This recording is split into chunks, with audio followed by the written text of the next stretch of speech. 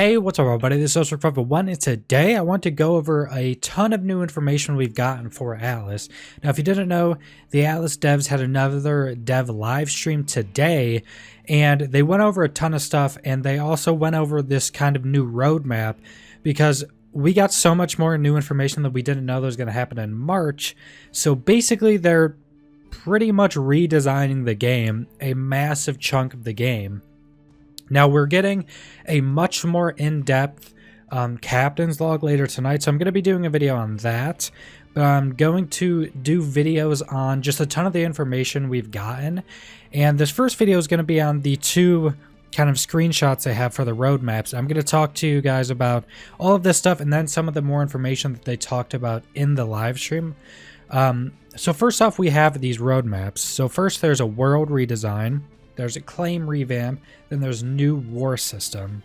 Then there's secondary milestones, which are the ships of the dam changes, the guillotine, the submarine, player shops, quality of life improvements, vitamin rebalance, giant crab, bug squashing, curses, and cosmetics. So there's a ton to go over. So first off, world redesign. They are adding trenches, which are going to be one in all of the Golden Age ruin grids. So that's basically technically like PvE-ish areas. You know, people can't build on those, well, permanently. And they did show a bunch of the trenches stuff. It looks pretty cool, and there's going to be trenches all throughout those areas. But they're also going to be remaking biomes, so some of the tundras are going to be remade. They're adding 1 to 2 islands, new islands to every single grid. So that's, 200 plus new islands for more space to people to build on. And they're also redoing some more biomes. They're going to be redoing more biomes in the future. And that's pretty much how they're going about the world redesign right now. They also said they will be adding more undersea trenches later down the line. But right now there's just one in every Golden Age ruin area. And there's a bunch of new creatures down there. There's new buildings. There's new resources. Then you can use the submarine to go down there and all that type of stuff. Then we have the claim revamp. So basically the claim revamp system, they're taking away all flags how you do it now. And every island, besides the lawless ones, or every island we can currently claim, so not lawless and not the strata areas, will all have one single claim flag for the entire island. And they're going to be base set on neutral. So anybody can build on those islands, but the owners of the island can destroy and demolish any buildings on that island, unless they explain this wrong, that even if other companies build on that island, you can demolish their stuff, but only certain times will there be PvP. It's kind of hard to go over this because there's so much new stuff. The second basically graphic does kind of go over this. But basically there's one claim flag, anybody can build on it, and the owners can demolish any of that stuff, but every island has upkeep, and the more people building on the island, the cheaper the upkeep is, and everybody who builds on the island, or any other companies building on the island, reduces the amount of the upkeep the island requires, and they all go towards the upkeep. So a certain amount of their stuff goes towards upkeeping the island, and the islands are going to be PvP, and I'm pretty sure you can set when PvP times will be enabled for that island. I'm pretty sure you have to have a certain amount of time that it's required for PvP to happen on the island, or people can buy new tokens and war the island and turn the island to PvP. Also, people who don't own the island can't build certain stuff. So they can't build cannons. They can build puckles, but they can't build like cannons, mortars, and stuff. So if they're building on the island, they can't really raid other people, even if it went to PvP, unless there's a war token like activated on the island. So that's kind of the basics. There's a ton of information, so it's kind of hard to go through fully. The new war system is basically kind of what we went over. So islands, from what I'm understanding, are able to set a time that your island is activated PvP. So it's going to be PvE all the other times. Also, anchored boats are going to be PvE, so you can attack those as well. And then you're able to set when you want your island to be PvP. So I don't think they went into specifics yet, but say if there's a requirement like your island has to be PvP enabled for 5 hours, right? Just some random number. So you could choose what time your island is actually set. Everyone's going to be able to see what time you have chosen, but this basically makes it so if, I don't know, you're an NA company, all NA, you can set it to when all you guys are going to be on. So if someone wants to attack you, they have to online PvP you. They can't offline PvP you because your island's completely set to PvE all the other times of the day. Unless they buy a new war token, but that will give you a countdown till that's activated, and they said it will be like 12 or 24 hours or something like that. It's not completely set in stone yet, but you'll be able to see or have some time before then to set up for it. And other than that, you should be able to set it to when your company's online, so people can't just offline raid you, which I think is a incredible change to the game, because Ark had the same issue, offline rating, and this seems like a really good system so far, on paper at least, to completely changing how the game works based on PvP. So Ships of the Damned, I kind of just want to go over this a little bit. I'm going to do videos going more in depth on all this stuff, but Ships of the Damned, we've already talked about before. They showed before how they're adding 2 new Ships of the Damned, a schooner, which is smaller than the one we have, which is a brig, and then a bigger one, which is a galleon. So those 3 sizes. And now they're going to be spawning in groups, so squads, and the higher level the squad, the more loot it has. You would still be able to kill 1 ship in the squad. We don't exactly know how it's going to spawn, if there's going to be like, schooner squads and brig squads, or all mixed. But the higher, basically, the more difficult every squad is, the better loot you're going to be able to get from them. And we'll have to see more on how that is, but they should be spawning in groups instead of singles, which makes, building ships specifically for killing Ships of the Damned is going to be much more viable and much more useful, because they're going to be able to give more loot and better loot, especially with the higher tier ships. And it's going to give you one of an incentive to go farm as a group, because then you're going to come onto big squads that you can, kill, 4 ships at a time and get a ton of NPCs and a lot of good loot, with bringing out a bunch of, ships with your friends and stuff like that. Guillotine we already know about. They talked a little bit more about it. And showed us, so you'll be able to guillotine people. They also said what they're going to be adding is when you guillotine an enemy, you'll take a little bit of their XP. They said they want it not to be that crushing or anything, so it's probably going to be a small amount. But it does take some of their XP away from them, which is kind of cool. And that's going to obviously have a cooldown. It obviously gives a skull, which later on will play into the bounty system. Then there's the submarine, which he talked more about and showed us. So it's completely protected inside for like temperatures and stuff like that. It looks really cool. You can, walk around inside of it. It has 2 arms that are used for harvesting. So you can harvest with them underwater, but you have to kill the Kraken to unlock this and pilot it. But if someone in your company or someone you play with has killed the Kraken, they can make it and pilot it, and you can still get inside of it if you haven't beaten the Kraken. So there is that. It is a super high tier thing. They haven't said what kind of gas it requires to run, but it will require fuel, and it uses more fuel going forward and back than it does going up and down. And it does look to be really fast as well. Then we have player shops, which we went over before. You'll be able to place these in, free ports and stuff. Except they did say, unless they misspoke, they did say, you'll be able to place these on your island, since a new claim flag is 1 claim flag and you claim the entire island. You will be able to put these on your island. And say if other people building on your island have shops, you can also tax like a certain amount of what they get from the shop. And they said that's going to be the starting of the shop. So it's not going to be in free ports at first. It's going to be on your islands at first. And then they'll keep adding more features and, stuff like that to the player shop system. Quality of life improvements. They didn't really go into that, but that's kind of stuff you can guess. Vitamin rebalance. They didn't fully talk about this, but I'd assume it's a complete rebalance. Probably going to give better buffs. Probably going to, be much more usable, because right now people just die. It's not even worth really going for. People just die to reset it. Giant crabs, which they did show, and they did say it's going to be redesigned at some point, but right now it's just a new model, and it's basically the same crab from Ark Aberration, which can jump, can carry a lot of weight, and can pick stuff up and throw them. So it's basically the same crab remodeled from Ark, but it will be kind of remade and given new stuff later down the line.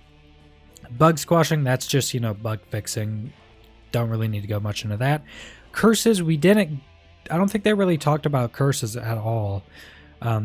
So yeah, curses, we've heard about those before. Then new cosmetics. They did show some new cosmetics. They also showed a hat you get.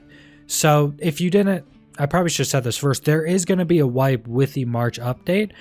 And if you have played, so I wasn't exactly certain, you will get a cosmetic that's tied to your character or tied to your account. That's a hat for playing before the wipe, but I wasn't certain if it's, at some certain point they're going to activate it, and if you play past then you get it, or if it's just if you've played before the point. From what I understood, if you've played official Ark at all up to this point, you'll have this cosmetic when they wipe, because your character will be getting wiped as well. So that's pretty much all the first page. Now there's another graphic that goes a little bit more in depth. So general, build anywhere, settlements, neutral claims, island ranks. So basically, when you claim an island with the one claim flag, it becomes a settlement. Anyone can build anywhere on that island, basically. They're neutral claims, so anyone can build there. And then there's island ranks. So basically, there's going to be, every island's going to have some certain amount of rank. And whatever the rank of that island is, it has more upkeep costs. So I'd assume bigger islands have higher ranks, and then certain strategic islands, maybe with higher tier resources and stuff, have higher ranks. So the higher rank your island is, the more upkeep it requires. Company changes. Improve log, so it shows like much more of the log. It shows where ships died. They also said there's going to be like an app or something that you can download. So say if your ship's under attack or got sank, you'll get a notification. You can get notifications on your phone, which is a pretty cool feature that a lot of players actually want. I think there was a mod for it in Ark that had that. I don't know if they officially added that in Ark. Notifications for group rank, notifications, group ranks, and notifications, what we just talked about. New group ranks, all that type of stuff, more customization. Owner rank and NPCs. So the NPC thing I'm pretty sure was NPCs that are on cannons and stuff don't. So NPCs that are mounted don't count towards your like NPC or tame count. I'm pretty sure is what they were saying. So they won't count to however much it was. I know it was up from 800. I think it was doubled, so like 1600. But they won't count when mounted on something, is what I understood. Then the owner rank is basically there's owner rank, so you can give other people owner rank. They can't remove the first owner of the company, but they could do everything the owner can do. So pretty sure this is also to help with owners that, own the company, but then they stop playing. So if there's other owners, like they can't remove the original owner of the company, but they can do absolutely everything the owner can do.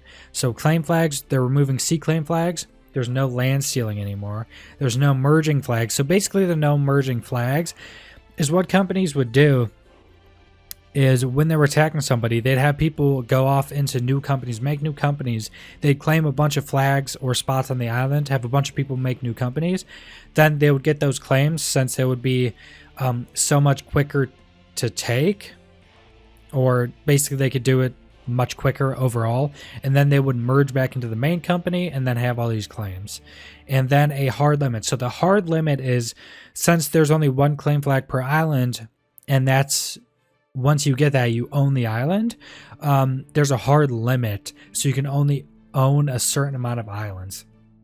So this should massively help, because that's per company. This should massively help with just not being able to build anywhere, especially since all the islands are going to take a bunch of upkeep, so it's going to be super expensive to own that many islands. And they're adding 200 plus more islands, so maybe even close to 300 how they were talking about it. So people should have a much easier time actually finding places to build. So that's a really good change for the game. Upkeep. So there's tax bank, assortment of resources, scale based on rank, total flags / different companies.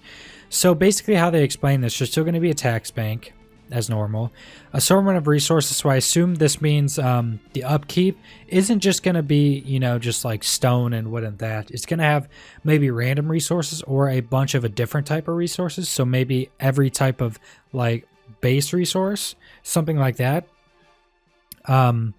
Skill based on rank / total flag / different companies. So the higher the island rank, the more upkeep cost. The total amount of islands you own increases the upkeep cost.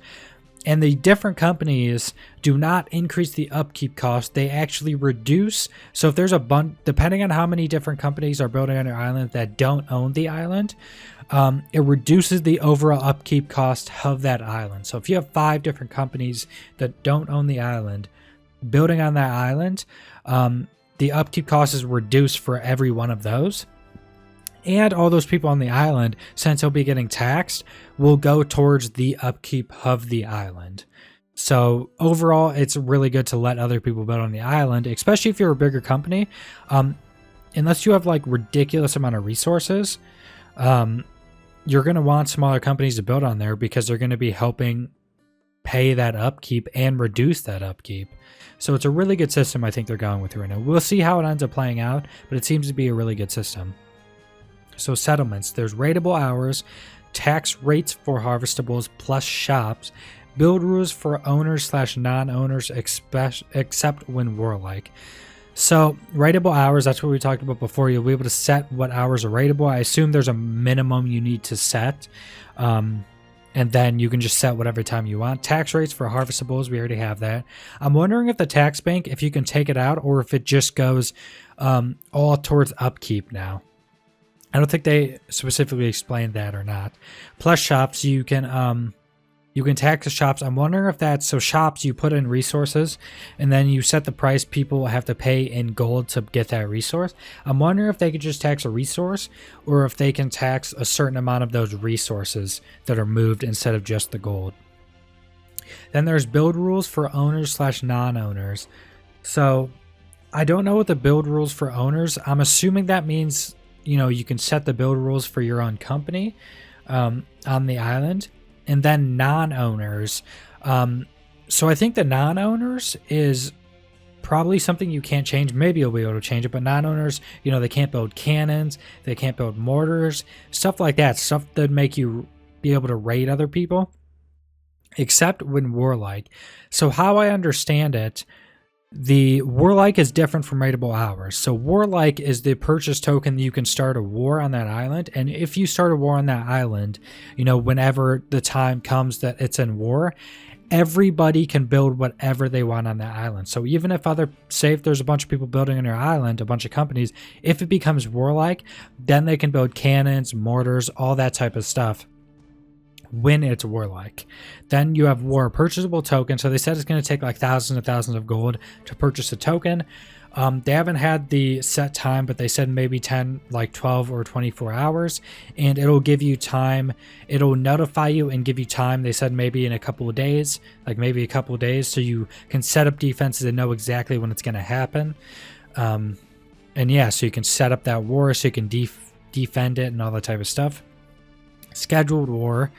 So I think that's a rateable hours and the warlike kind of in one. That's per island, so you can set different raid times per island if you want.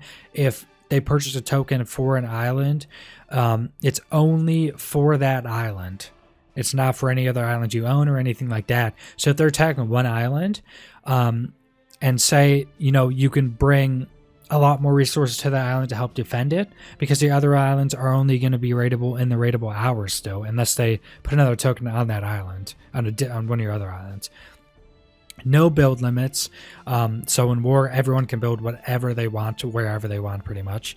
I assume there's a certain distance away from other people's buildable stuff that you can't build, but I'm not certain on that yet. Then there's a cooldown for the purchasable tokens, so when one happens and is over, they can't just do another one right away. I assume it'd be a few day cooldown or something like that.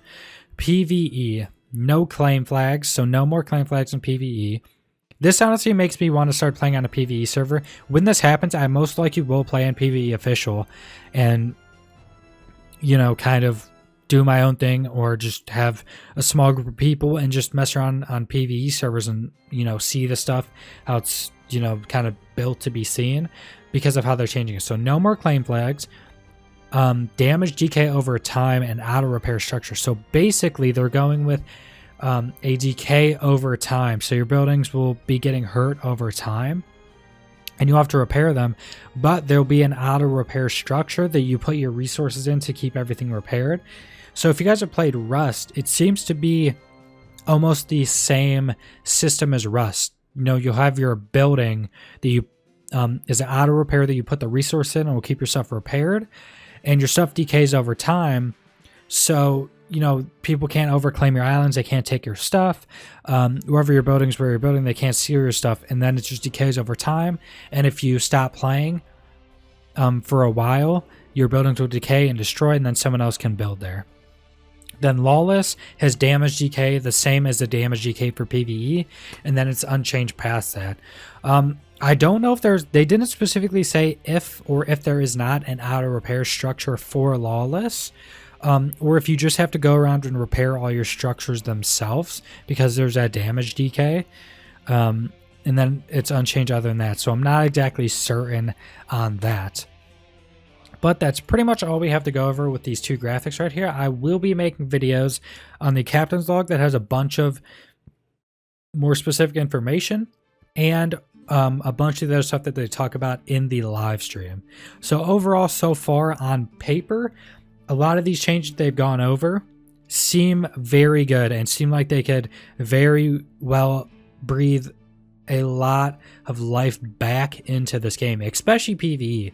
Honestly, with other games coming out I want to play and sink a lot of time into, I'm thinking I might actually, once this comes out, hop on PvE, you know, build on like a tropic island, and then, you know, just have some small base, maybe expand if I want to play more, and just be able to chill and kind of experience the game over a long period of time with just having to keep my upkeep. And I think that's a really cool way to play, especially if you're going to be sinking a lot of time into other games, and you don't want to worry about PvP at all. But that's the end of the video. Subscribe if you want to see more Atlas content. Leave a like if you like the video. Leave a comment down below what you think about Atlas as a whole, what you think about basically this complete redesign of the game. And thanks for watching.